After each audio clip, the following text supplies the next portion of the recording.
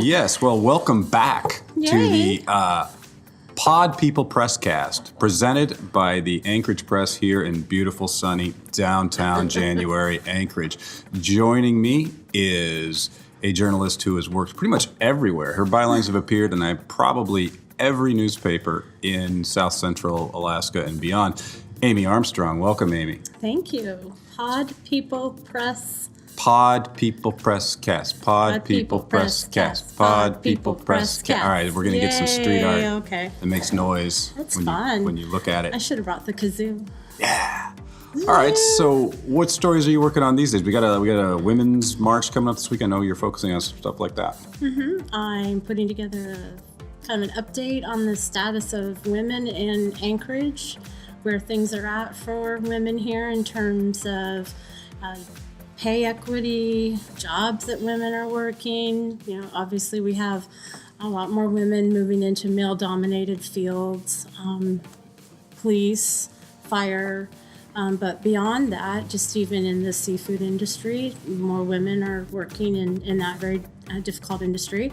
So also talking about political action. Just about every political party now has its own women's action. And yet, interestingly enough, pointed out to me, we still only have 2 women on the Anchorage Assembly. So I think that there's a ways to go there. And the predominant theme seems to be that a lot of these women who want to be politically active are also in the midst of motherhood. And so somebody has to be home at night to tuck the kids in. So that's a topic that several people talked about, how that's impacting their choices in terms of being able to be at meetings at night. Okay, they need someone who's going to be there to, tuck the kids in so they can at least sneak back in and give them a kiss goodnight, whatever. But from what I'm gathering, women have always been a huge portion of what made Anchorage tick. Not just the cooking, the cleaning, and the household keeping, but, early businesses here in Anchorage were run by women, staffed by women, and women have always had a big role to play here in Anchorage. So it's kind of fun looking at that, looking at some statistics and what people think. We have some comments from women who are politically active, women on the Anchorage Commission, and a couple of gentlemen are chiming in as well who have been around a while. So, well, Anchorage and Alaska in general seem to not just have a lot of women, but women Republicans and sort of more conservative women, maybe more so than other places where you have a lot of women involved. Actually, I just got a text from Tom Anderson setting up an interview with Speak of the Devil with Rebecca Logan. Hi, Tom. How's it going, my friend? It's just a text message he can't hear, but maybe he can because he is Tom Anderson. Yeah. Well, if he's listening in, hi, Tom. So, but that kind of goes to my point that you have a lot of, you're from Eagle River, where Amy Demboski is a very prominent political figure. Mm-hmm. Obviously, Rebecca Logan's challenging Ethan Berkowitz from the right. If you notice that's a little bit different, because now in the national discussion, people think, more women, the country will move more left politically. But are you finding, like you mentioned, both parties have, grassroots movements to get women? Do you think that in Alaska it's a more of the women coming into politics? Are they more right-wing than the national average, do you think? Probably just because statistically speaking, we have more Republicans here, but women are active in all parties, Libertarian Party, independent parties, Republicans, Democrats, the non-political political parties. I think wherever there's issues that matter to women, they're involved in it. So in Alaska, yes, there's a lot of conservative people here, or at least in the recently settled in the last 50 years part of Alaska, let me put it that way.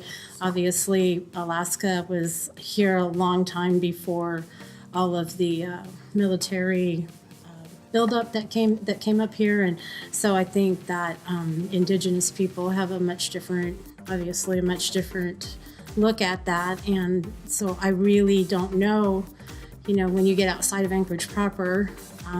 I'm a tourist too when I go out to that area, and I would have to say that I think women in the rest of the state take action based on what matters to their homes, to their villages, to their families, And whether that's Democrat, Republican, Libertarian, whatever one it is, I think just really it boils down to they want to make a difference, just like men.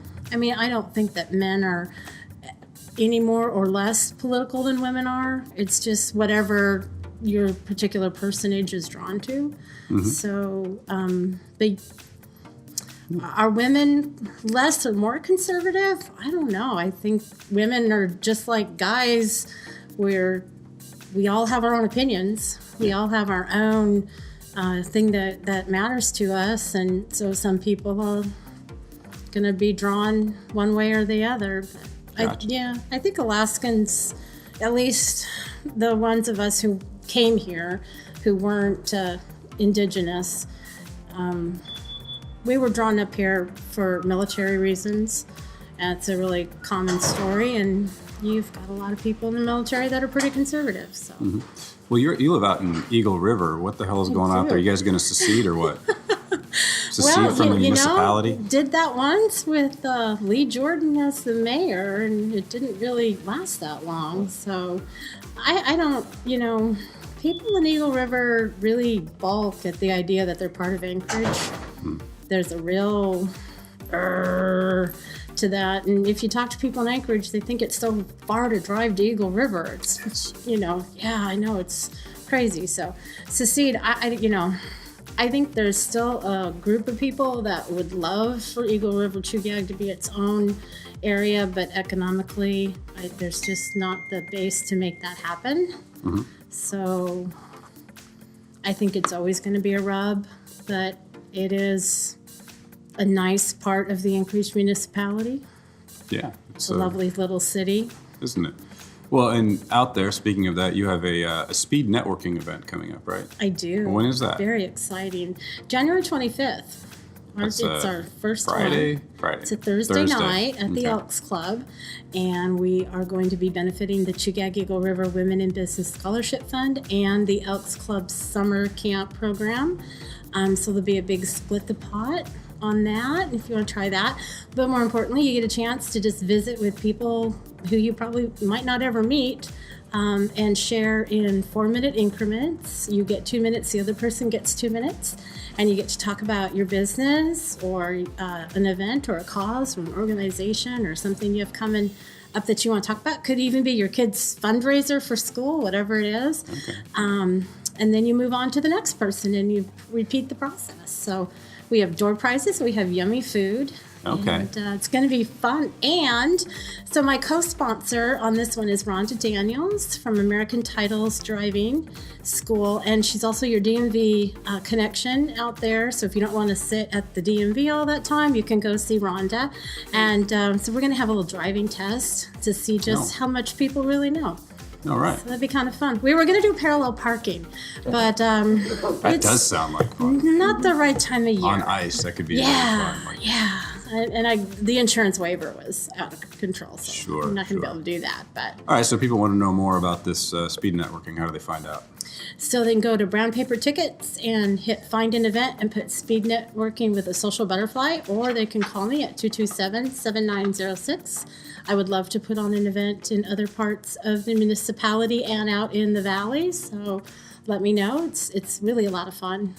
All right. And what else am I writing about? I'm writing about the symphony. And the symphony, that has a women's pro-women sort bent of. to it, right? It does have that, but it's actually called Trailblazers, and it is about people from orchestra background from years and years ago. I'm a writer, not a speaker, believe it or not. So I'm not getting the right words here. But the idea is that these are people who, the work that they did was revolutionary within the orchestra world, say 100, 150 years ago.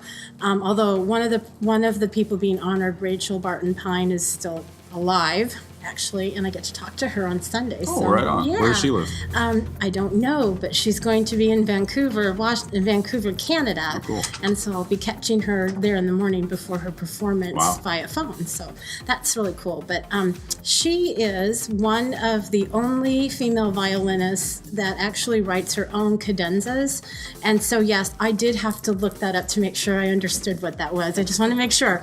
But a cadenza basically is a musical term for, and if you're a music teacher listening to this and I'm not getting that right, I'm sorry, okay? Just send me an email, socialbutterfly@gci.net, no problem, because I like to be corrected. But anyway, cadenza is like when they play solo on their own during the orchestra performance. And a lot of performers don't write their own cadenza, but she does. So that's sort of why she's a trailblazer. And then the other woman they're honoring, Amy Beach, she passed away, I believe it was in the 20s or the 40s. I'd have to look that up again. But she was a real trailblazer for women because a lot of women were writing symphony, writing orchestra, and yet the press in the 1800s was only paying attention to the male writers. And so there was this big drama about the fact that these women there were just hundreds of women who had written really terrific work, but it wasn't getting any attention. So she finally did get some attention, and in the Boston Symphony played her major symphony, Gaelic. Oh man, now I feel really bad. I should have brought some notes. Well, everybody. Well, but anyway, I'll catch everyone up. knows symphony, right? And everybody can read up all about this in next Thursday's edition. They certainly can. Of the press. And so that'll be a show. That show will start next weekend? It's only one night. Just next Friday? Or Saturday night. Next Saturday night, the 27th. The 27th. Awesome. And Maestro Fleischer will be giving a lunch and learn at the library, at the Lusac, the Friday before. Oh. So you can come and sit and listen with him. And he's hilarious. All right. I really like him. So he's going to be honoring, and then there's a man whose music is going to be honored. I can't pronounce the guy's name, so I'm not even going to try. And of course, he's no longer alive, so you know how that goes. But just listen, if you have never gone to symphony, go. Just go. Close your eyes. Enjoy the music. I mean, you don't have to know a lot about it to just really enjoy it and try another cultural thing. And then you can always go across the street to Humpy's. Right? There you go. There you go. There you go. That's where we're going to end up after the end of this Pod People Press Cast party. Pod People Press Cast. Pod People. Pod People Press Cast. PPPC. Yeah. That sounds easier to say. All right. Well, thanks for coming by, Amy, and always be looking out for Amy's copy in the Anchorage Press, as well as our other WIC publications, which I won't list here because, We're still looking for more Lives Rebuilt stories. Lives Rebuilt. You had some great ones. You also had a great year-ender with Edie Grunwald, our Frontiersman Person of the Year. That turned out really strong, I thought. And she was going to come to Speed Networking, but she's going to be in Juneau that week she's doing some campaign networking trail. there. So, but yeah, talking about women in politics, but exactly. Well, thank you very much for coming by, Amy. Pod People Press Cast, glad to have you. Say. I don't know. I was going to say good night, but we don't know what time of day it is. Someone's listening. Well, have a good morning, a good day, a good night. Whatever works for you. So, Good rock and all on. that. Yep. Yeah. Thank you for having me here. All right. Thanks, Amy. Yay.